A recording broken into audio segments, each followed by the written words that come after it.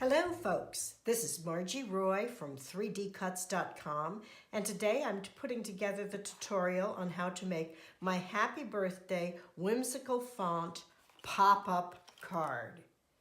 It's a simple card. It can be put together for any kind of birthday. This is for a 65th. This one is for the 50th. And today we're going to make one for a 9-year-old. These cards are designed to fold and fit into a standard 6x9 booklet envelope, which is available online at Amazon. Let's get started. I have already cut all of the pieces for this project. Remember, with all of my projects, in addition to this video, there is a written portion online that includes hints about the papers I use, the sizes of the pieces, and any discoveries that I've made as I've used the file. You should always refer to that resource to make sure that you have the most up-to-date information. I also share files there of other people's work of having put my cards together. And this is a great one to look at all of the different variations. The one I'm doing today is going to be in shades of blue. So let's get started. To begin with, I am going to take the HAP and the PY, and I'm going to find the letters that go on top of it, H, A, and little p. Here we go. This gets glued on to all of the backings. For glue, I like to use art glitter glue. It dries clear. I have transferred it into this little container with a tiny tip. When I do this type of gluing, I like to use an old cutting mat that's lost most of its stickum, but I can take these and put them on them so I don't have to hold them with my fingers. If you're using solid colored cardstock here, make sure that you understand what direction this is going to glue on and fit. You don't want to have it backwards, so this one will go that way. Mine is printed, so it's not very difficult because the back side is different. But if you're using solid color, you have to be careful. Now I just stick this on here to hold it in place as I quickly apply the glue.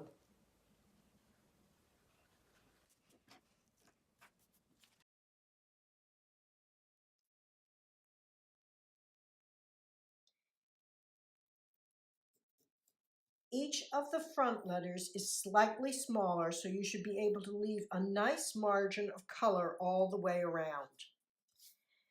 Now the large A.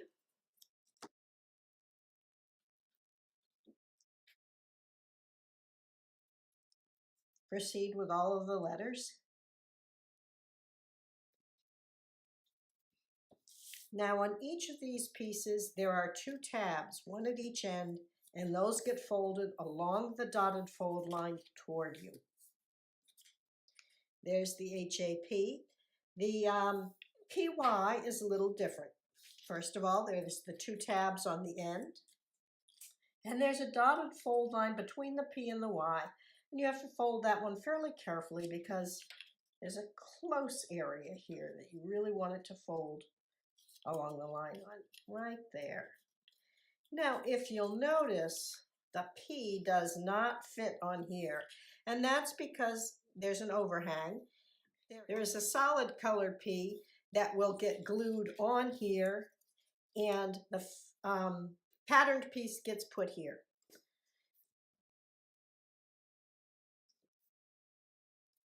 Like so. Now this will get adhered to this. I'm going to put the glue onto the backing here. They are the same size.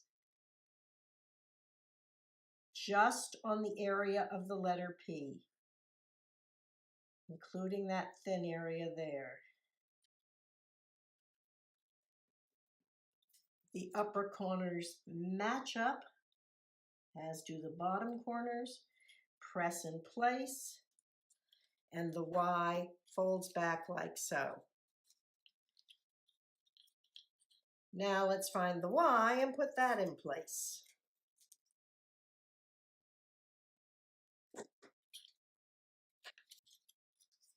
PY is done. We can put that to the side and dry, and we'll start on the B. On the B, the two tabs get folded toward you. And there's a dotted score line between the B and the backing. That gets folded away from you. The B is pretty straightforward.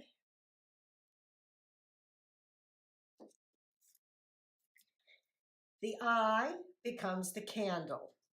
The base of it will be your pattern paper, so we can put that on first. This is the flame. Yellow goes on first, and it is not smaller. There is not a blue margin around that. There we go. Orange is next. On the flame, all three parts align at the bottom. Then the dripping wax gets adhered. And optionally, you can put on the number for the person whose birthday this is. If you want a universal card, you can leave this off. The numbers are sized for a single digit. If you have a 50th birthday, you're going to have to reduce these in size. You'll have to reduce them even more in size if you have a 100th birthday.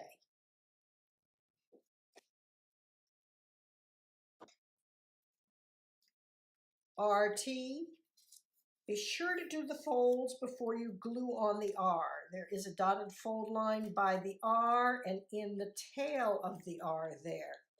The R has been cut with the tail a little bit longer so that you can wrap it around that fold.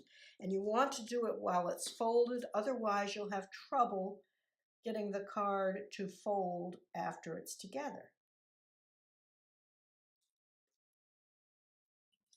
That's on there. I'm going to fold this back, and I'm going to fold this little one around and glue it in its place while folded so that it'll be able to be folded later.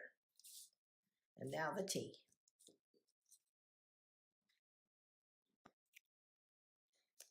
Now we can move to the HDAY. This one has two little tabs on the end of the legs here that get folded on the score line, and a long one here, and then one between the H and the day along there, like so.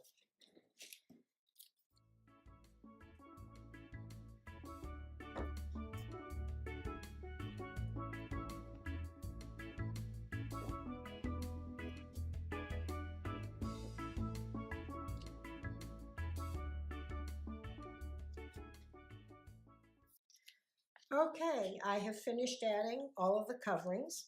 In this particular design, they're all the same patterned paper.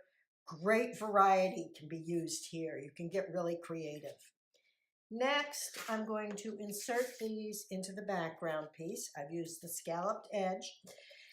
Take this and notice these two holes. You want them to be on the left side in the lower left quadrant. Not like this, not like this. Down here. Fold toward you on the dotted fold line in the center. If you flip this over, you'll have problems. So those two are down there. Now I'm going to start with HAP. This tab gets put in the first tab here, or slot here, and the first slot after the dotted fold line. I will insert it there.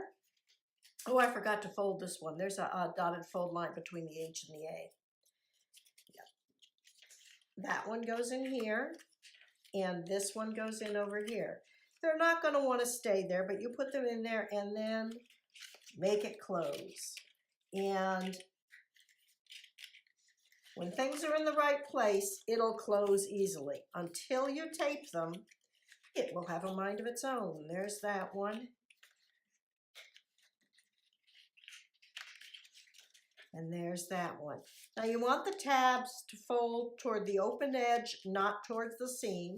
You fold them over, and here I use regular Scotch tape. This is so if my placement isn't correct, I can peel it and do it again. This is the other side, and you only tape them in place with the card folded so that when you open it, it will open, but it will fold again, okay? Next comes the P and the Y. The P, this P here folds forward on a dotted line, and the tab on this P gets threaded through the P there and out the tab on the back side.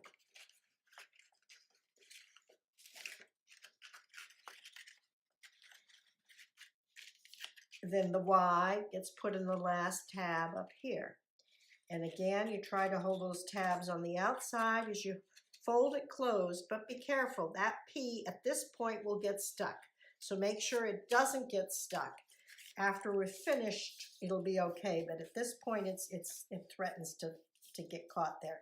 Okay, back side.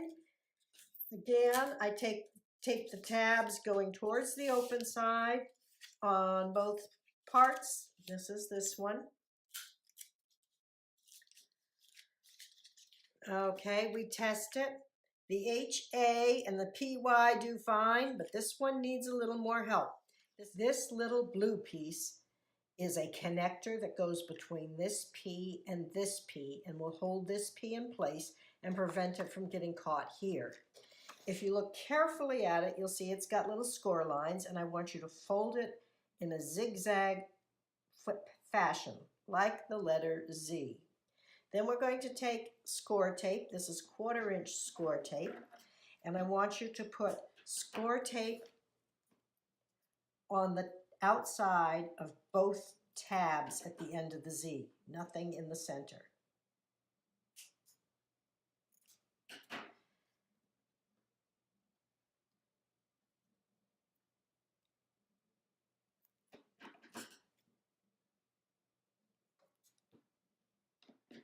So when it's on the outside of both, it's on this side and that side, okay? And there's my Z. If you look carefully at the card that I have already made, you can see this little piece here. It is zigzag out. We're going to do the same here. We take one end of the spacer, we peel the score tape off of one side of it, we pick up the P. This is going to be positioned right in line with this cross bracket, right up against the edge of the printed paper right here. Put that there and press it in place. Let's check placement. Yeah, I'm behind it. Now, you peel the other end of the zigzag,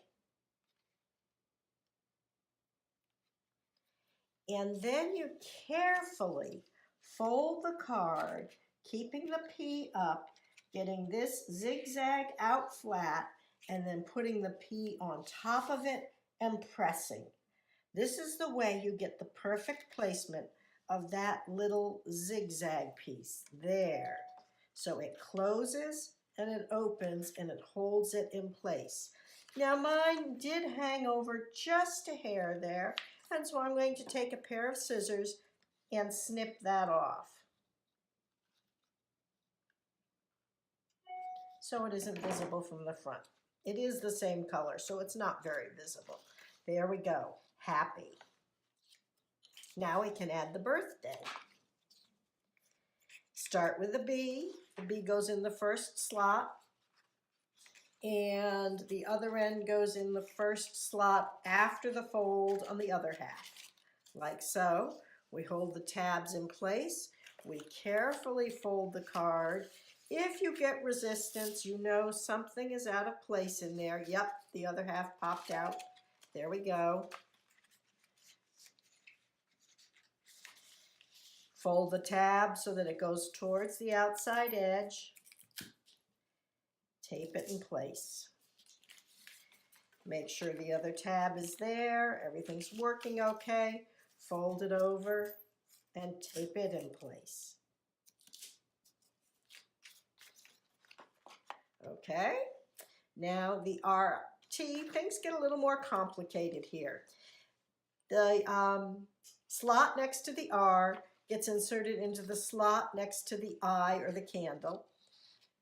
And then the tab gets placed through the slot on the back of the card. Next one in line. There we go. And the slot by the T, the tab by the T gets put in the slot on the other side. Great.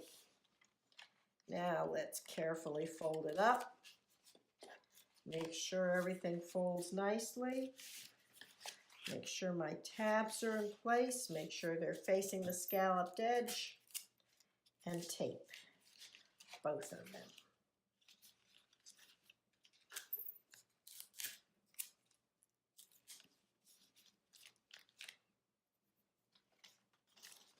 Test it. Yep. Now, this is the trickiest piece of all to put in. These two little legs get fed through the space of the T and above the T, through the slot in the next layer, and then through the slot in the back. There's one. Now, as you try to get the next one in, that one generally comes out. So I'm holding it in place and convincing that other one to come through the back slot. There we go. Those two are back there. See, it goes over here through there. Now this one goes in the last available slot here and folds to the front.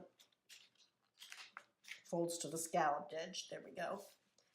I'm closing everything and making sure all my tabs are in place. Two back here, one here. There we go.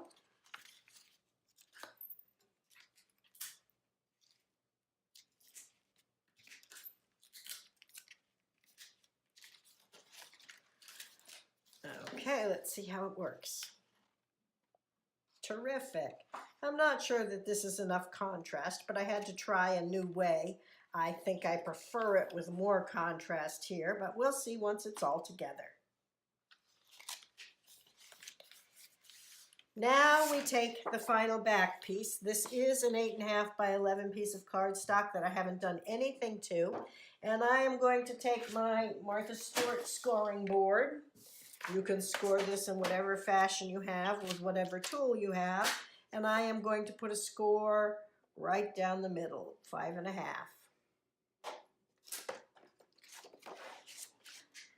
I will take this and I will fold it in half and crease it. We are going to glue this onto here. Let's close it. I'm going to use the bigger container for this. Take the top off. You want to put glue around each of the slits, but not too close to them. There we go.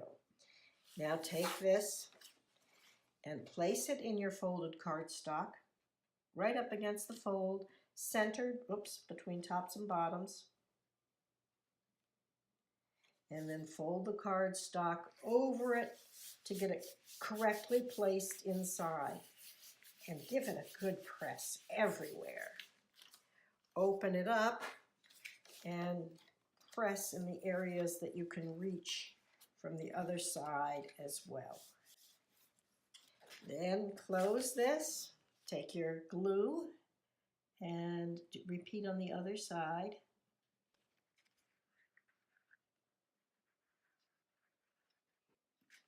And fold this over. Open it up.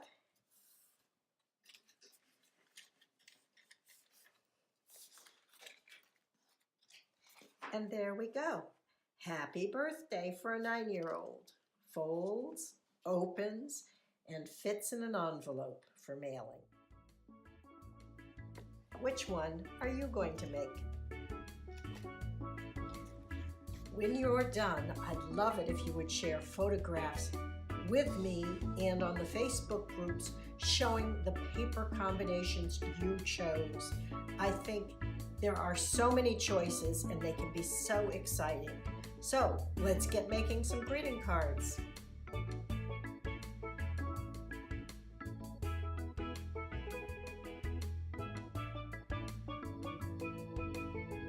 Thanks for watching and happy crafting, everyone.